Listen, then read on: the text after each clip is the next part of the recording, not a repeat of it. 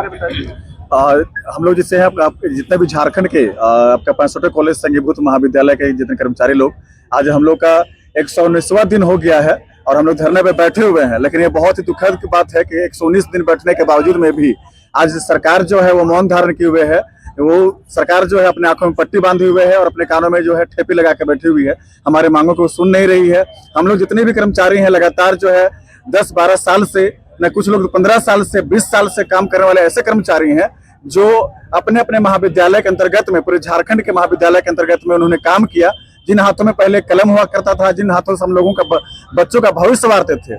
लेकिन यह बहुत दुखद बात है कि आज सरकार जो है हमें महाविद्यालयों से, विश्वविद्यालयों से निकाल करके हमें रोड में फेंकने का काम किया है। किसी दौर की वार्ता हुई, बातचीत?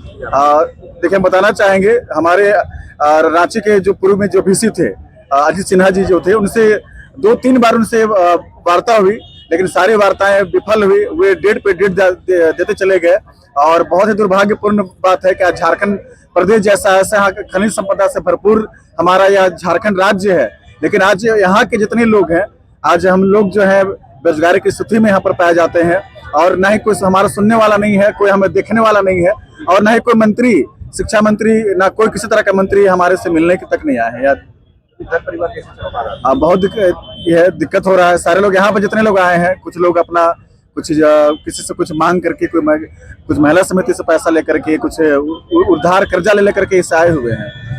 आगे अपने को सोचा कि आगे क्या होगा? आगे का हम लोग जो रणनीति बना हुआ है, यदि सरकार नहीं सुनती है तो हम लोग बहुत सारे कार्यक्रम भी किए। भिक्षाटन का कार्यक्रम हुआ हमारा, पकौड़ा बनाने का कार्यक्रम हुआ, साथ साथ जूता पॉलिश का भी कार्यक्रम किए ताकि सरकार जग जाए।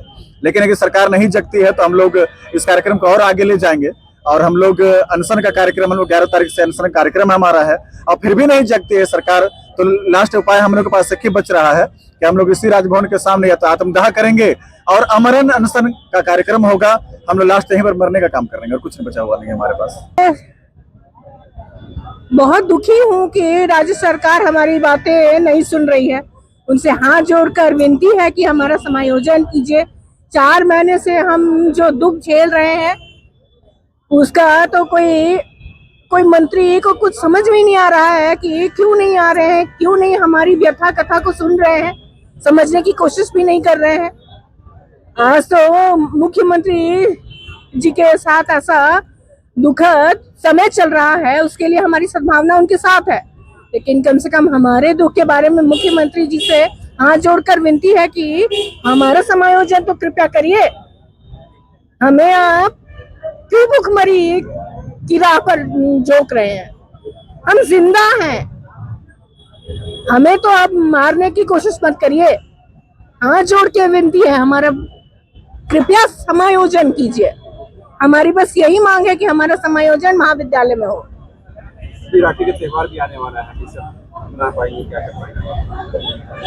सर, कोई भी त्योहार हम लोगों को समायोजन पाने से नहीं रोक सकता है, लेकिन हमारे पास उसको मनाने के लिए खुशी होना चाहिए, पैसा होना चाहिए, वो हमारे पास नहीं है। हम 4 महीने से इसी तरह धरना दिए हुए हैं कि राज्य सरकार और जो गठित 3 मंत्री हैं इस चीज को देखने के लिए, उनमें से कोई भी हमारे दुख को, तकलीफ को सुनने के लिए हमारे पास आए तो सही, लेकिन किसी के पास समय ही नहीं है। मंत्री हैं, भोजन पानी सर बहुत मुश्किल और दुख तकलीफ से चल रहा है। किसी से उधार लेना पड़ रहा है। बच्चों का अब तो स्कूल से नाम काट दिया गया है। फीस तो 4 महीने से भर ही नहीं पाया है कोई, और खाने के लिए अब पूरी तरीके से जो सेविंग्स भी था वो खत्म हो चुका है। इसीलिए तो हाथ जोड़ करके विनती है मुख्यमंत्री से कि कृपया आपका दुख बहुत बड़ा है हम लोगों से भी, लेकिन कृपया हमारा समायोजन कर दें तो आपकी बहुत बहुत बहुत बड़ी कृपा होगी हम पर।